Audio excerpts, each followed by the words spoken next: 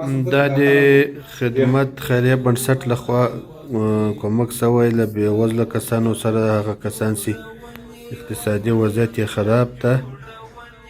نو 5 لیټره غوړي دي، 1 من بوره ده، 10 کیلو وریځې دي، 1 کیلو چای ده، 4 کیلو لوبیا ده، 4 کیلو دال ده.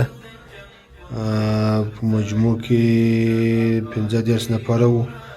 نورو ته مو ورکړو، فقط دغه 3 نفره پاته وو چې دغو ته مو دا توزیع کړه. بس الله دې اجر درکړي، دې روزه کې الله پر بشپړ اجر درته غواړو. د خاوره د جنګونو پر ځای د آبادۍ او رغونې وخت دی. خاوره د جنګونو پر ځای د آبادۍ او رغونې وخت دی. او ضرورت د ښار او کلي مونږ ته هر هېواد وال سترګې نیوال